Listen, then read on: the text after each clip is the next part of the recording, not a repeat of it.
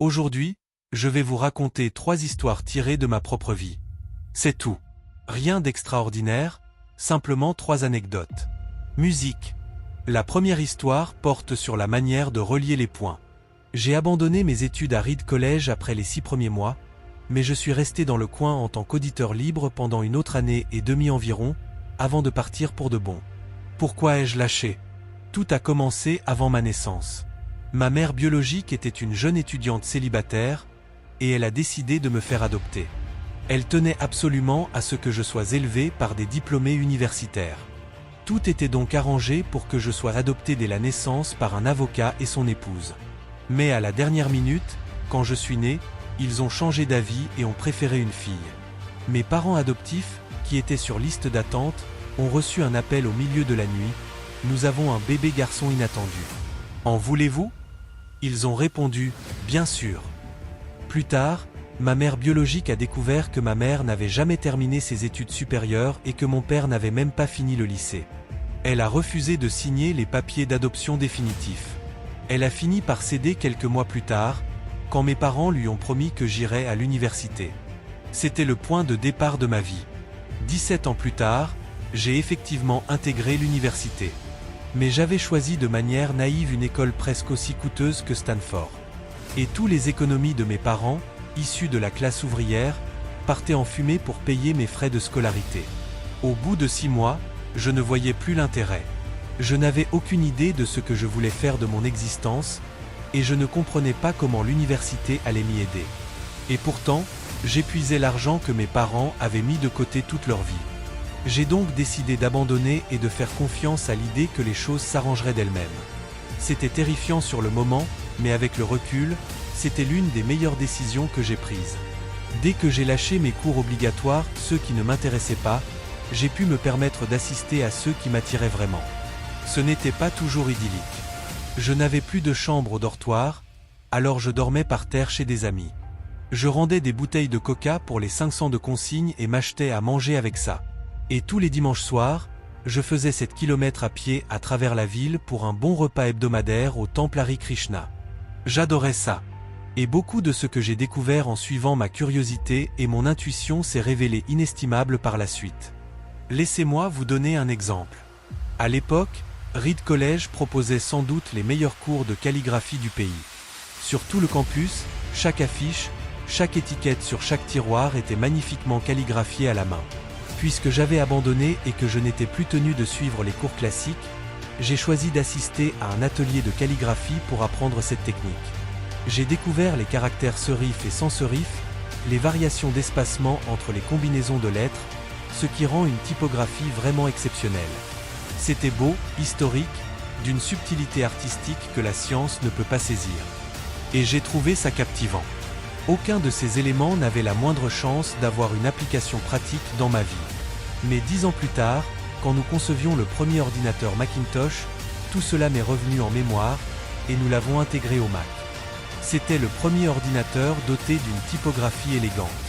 Sans ce cours solitaire à l'université, le Mac n'aurait jamais eu plusieurs polices de caractères ni des espacements proportionnels. Et comme Windows a simplement copié le Mac, il est probable qu'aucun ordinateur personnel n'aurait ces fonctionnalités aujourd'hui. Si je n'avais pas abandonné, je n'aurais jamais assisté à ce cours de calligraphie, et les ordinateurs personnels n'auraient peut-être pas la typographie magnifique qu'ils ont. Bien sûr, il était impossible de relier les points en regardant vers l'avenir quand j'étais à l'université, mais 10 ans plus tard, en regardant en arrière, c'était limpide. Encore une fois, on ne peut pas relier les points en avançant. On ne peut le faire qu'en se retournant. Il faut donc avoir confiance en l'idée que les points se connecteront d'une manière ou d'une autre dans votre avenir. Il faut faire confiance à quelque chose. Votre instinct, le destin, la vie, le karma, peu importe. Parce que croire que les points se lieront un jour vous donnera la confiance de suivre votre cœur, même quand il vous éloigne des chemins battus. Et cela fera toute la différence. Musique. Ma deuxième histoire concerne l'amour et la perte. J'ai eu de la chance. J'ai trouvé tôt ce que j'aimais faire. W et moi avons fondé Apple dans le garage de mes parents quand j'avais 20 ans. Nous avons beaucoup travaillé, et 10 ans plus tard, Apple était passé de nous deux dans un garage à une entreprise valant 2 milliards de dollars avec plus de 4000 employés. Nous venions de lancer notre création la plus aboutie, le Macintosh, 1 an plus tôt, et j'avais tout juste 30 ans. Et puis, on m'a viré. Comment peut-on se faire licencier d'une société qu'on a créée? Eh bien, à mesure qu'Apple grandissait, nous avions embauché quelqu'un que je trouvais très doué pour diriger l'entreprise avec moi. Pendant la première année environ, tout s'est bien passé. Mais ensuite, nos visions de l'avenir ont divergé. Et finalement, nous nous sommes disputés. Quand cela est arrivé, le conseil d'administration a pris son parti.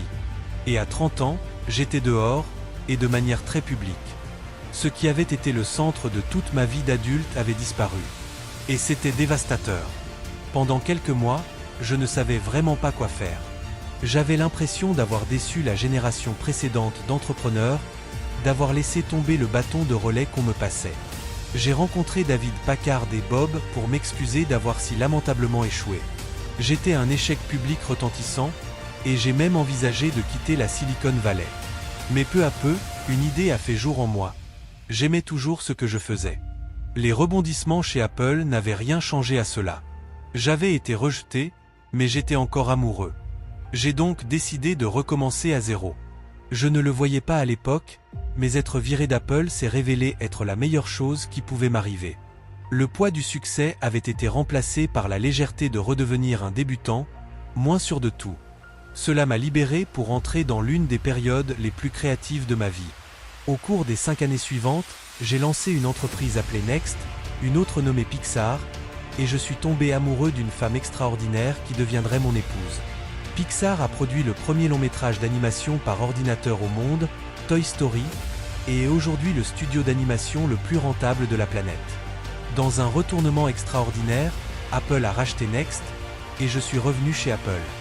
La technologie que nous avions développée chez Next est au cœur de la renaissance actuelle d'Apple. Et avec Lorraine, nous avons construit une famille merveilleuse. Je suis convaincu que rien de tout cela ne serait arrivé si on ne m'avait pas viré d'Apple. C'était un remède amer, mais je suppose que le patient en avait besoin. Parfois, la vie vous assomme avec une brique en pleine tête. Ne perdez pas foi. Je suis persuadé que la seule chose qui m'a permis de continuer, c'était mon amour pour ce que je faisais. Il faut trouver ce que vous aimez. C'est vrai pour le travail comme pour les amours. Votre travail occupera une grande partie de votre existence. Et la seule façon d'être vraiment comblé, c'est de faire ce que vous considérez comme un travail exceptionnel. Et la seule façon de faire un travail exceptionnel, c'est d'aimer ce que vous faites. Si vous ne l'avez pas encore trouvé, continuez à chercher. Ne vous contentez pas de moi. Comme pour toutes les questions de cœur, vous saurez quand vous l'aurez trouvé. Et, comme toute grande relation, cela s'améliore avec les années. Alors continuez à chercher. Ne vous contentez pas de moi. Ma troisième histoire porte sur la mort. Quand j'avais 17 ans, j'ai lu une citation qui disait à peu près « Si vous vivez chaque jour comme si c'était le dernier, un jour vous aurez raison à coup sûr ». Ça m'a marqué. Et depuis 33 ans, tous les matins, je me regarde dans le miroir et je me demande « Si c'était le dernier jour de ma vie, est-ce que je voudrais faire ce que je m'apprête à faire aujourd'hui ?» Et chaque fois que la réponse est « non », pendant trop de jours d'affilée, je sais que j'ai besoin de changer quelque chose. Se rappeler que je vais bientôt mourir est l'outil le plus précieux que j'ai jamais rencontré pour m'aider à prendre les grandes décisions de la vie. Parce que presque tout et toutes les attentes extérieures, toute fierté, toute crainte de l'embarras ou de l'échec, ces choses s'effacent face à la mort, ne laissant que ce qui compte vraiment. Se rappeler qu'on va mourir, à ma connaissance, la meilleure façon d'éviter le piège de penser qu'on a quelque chose à perdre. Vous êtes déjà nu. Il n'y a aucune raison de ne pas suivre votre cœur. Personne ne veut mourir. Même ceux qui veulent aller au paradis ne souhaitent pas mourir pour y arriver. Et pourtant, la mort est notre destination commune à tous. Personne n'y a jamais échappé. Et c'est comme il se doit, car la mort est probablement la meilleure invention de la vie. C'est l'agent du changement de la vie. Elle écarte l'ancien pour faire place au nouveau. Aujourd'hui, le nouveau, c'est vous. Mais un jour, pas si loin, vous deviendrez progressivement l'ancien et serez écarté. Désolé d'être si dramatique, mais c'est la vérité. Votre temps est limité, alors ne le gaspillez pas à vivre la vie de quelqu'un d'autre. Ne vous laissez pas piéger par le dogme, qui consiste à vivre selon les résultats de la pensée des autres. Ne laissez pas le bruit des opinions des autres étouffer votre voix intérieure. Et surtout, ayez le courage de suivre votre cœur et votre intuition. Ils savent d'une certaine manière ce que vous voulez vraiment devenir. Tout le reste n'est que secondaire. Restez affamé. Restez fou. Si cette vidéo t'a plu et que tu veux en voir d'autres, pense à t'abonner à la chaîne, à laisser un like et à partager avec tes amis. Ton soutien m'aide énormément à continuer et à proposer toujours plus. Et toi, qu'en penses-tu? Ton avis compte vraiment. Silhouette de tête qui parle partage ton ressenti, une expérience personnelle ou même une petite réaction en commentaire index revers pointant vers le bas blanc. J'adore échanger avec vous et vos idées pourraient aussi aider ou inspirer d'autres personnes.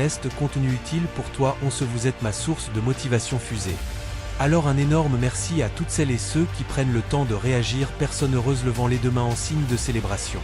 On continue ensemble, et le meilleur reste à venir. Donne rendez-vous ici, tous les jours, même heure, même endroit. Feu. Ton commentaire compte et ensemble, on construit une vraie communauté.